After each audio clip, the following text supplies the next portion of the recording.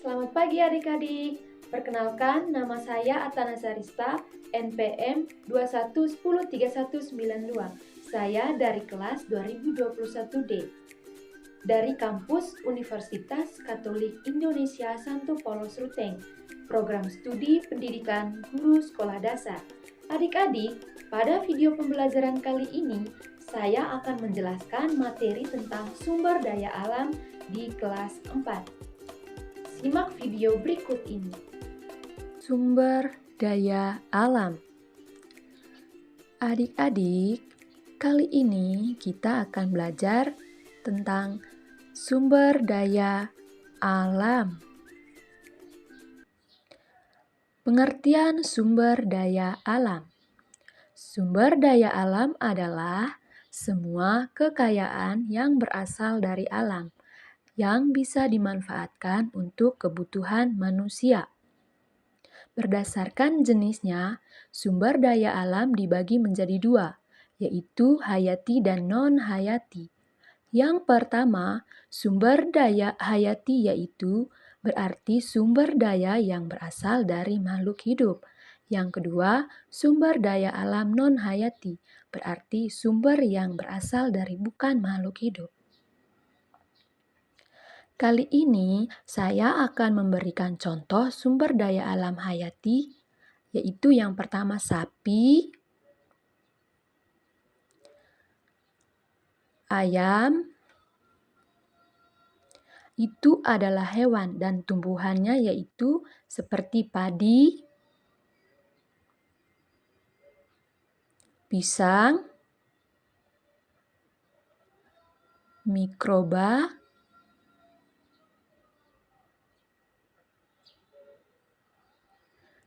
tidak ketinggalan juga yaitu virus. Contoh sumber daya non-hayati, ada matahari, batu-batuan, tanah, ada juga air.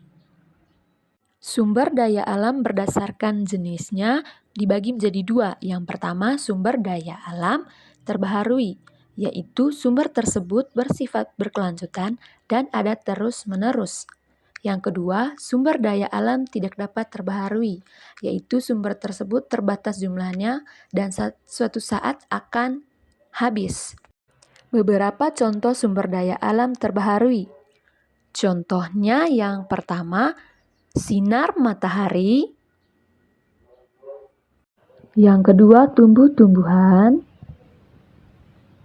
Selanjutnya adalah angin. Sekarang, contoh sumber daya alam yang tidak dapat terbaharui, seperti minyak bumi, batu bara, dan juga emas.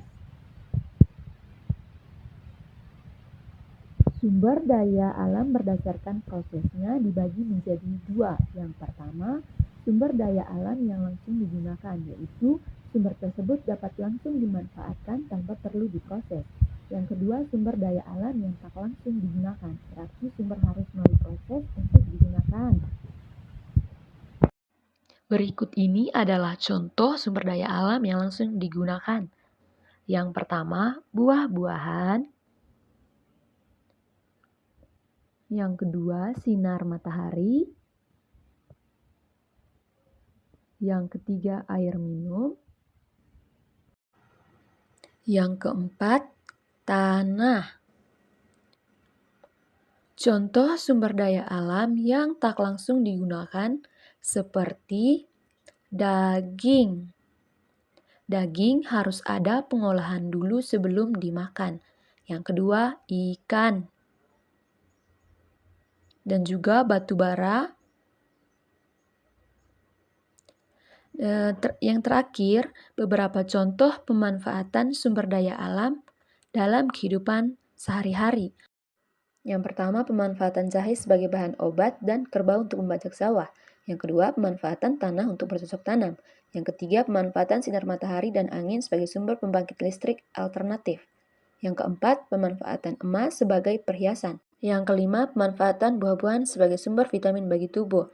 Yang keenam, pemanfaatan daging dan ikan yang dapat dimasak sebagai sumber protein bagi tubuh. Nah, adik-adik, sekian dulu tema sumber daya alam kita kali ini. Selamat belajar adik-adik. Terima kasih.